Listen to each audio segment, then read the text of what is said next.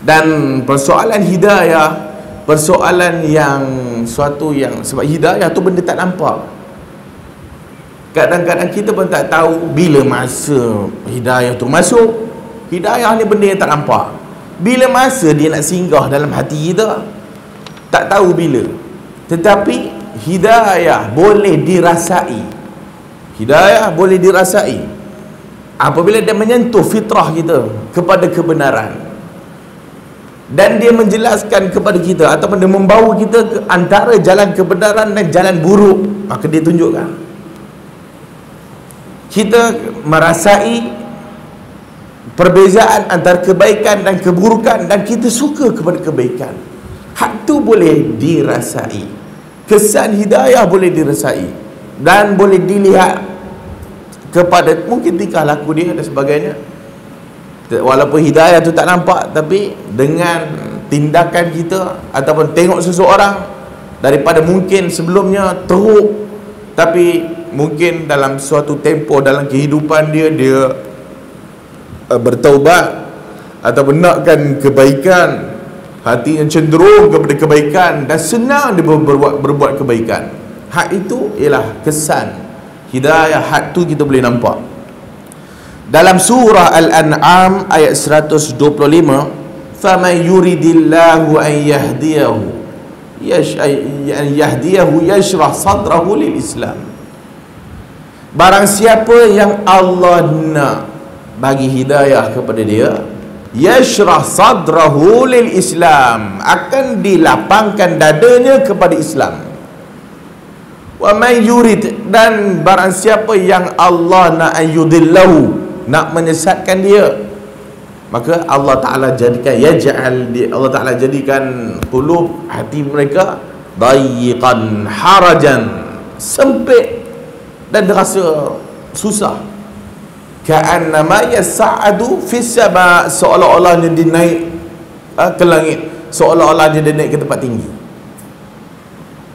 Dalam ayat ni kata Syekh Abdul Rahman Sa'di dalam tafsir As-Sa'di ada dua alamat. Satu, alamat orang yang diberi hidayah, alamatus sa'adah, alamat kebahagiaan dan hidayah.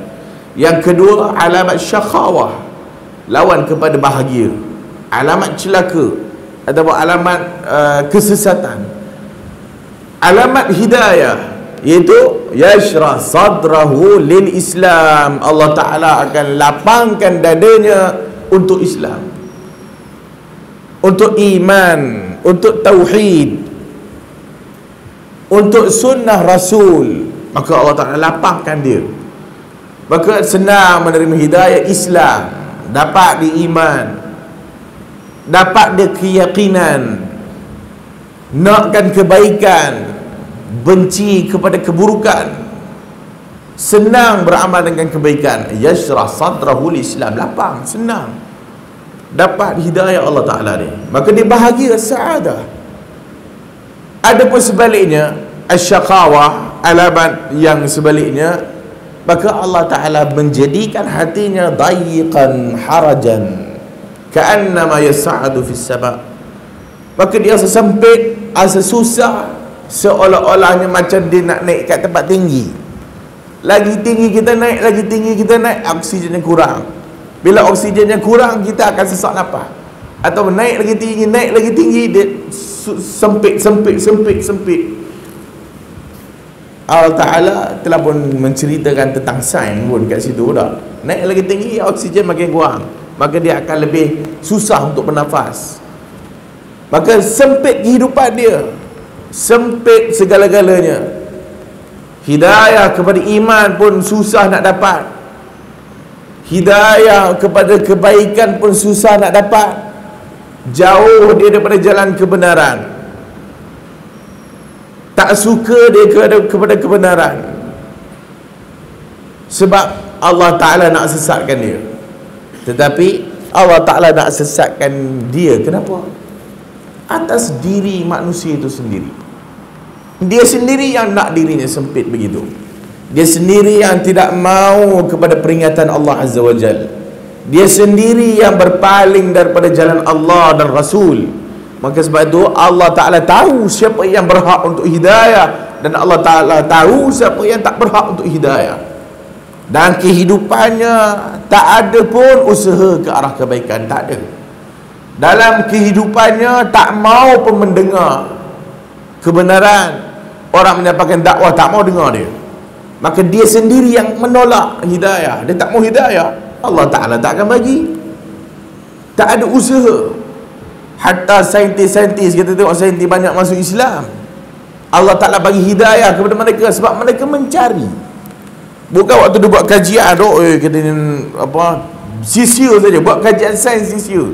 Dia nakkan sesuatu, dia mencari-cari.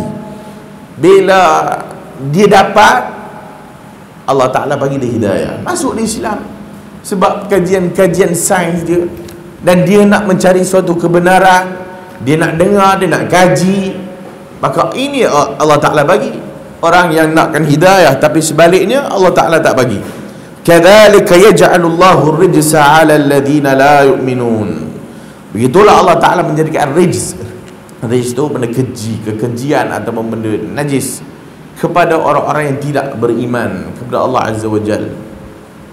Jadi tahu kita bahawasanya jika Allah nakkan hidayah kepada seorang, dia punya hati lapang kepada Islam. Tetapi jika sebaliknya, hatinya sempit, susah menerima kebenaran, kebatilan itu mungkin menyelubungi dia, hak ni Allah Ta'ala tidak memberi hidayah. Mudah-mudahan Allah Ta'ala jadikan kita di kalangan orang yang mendapat hidayah.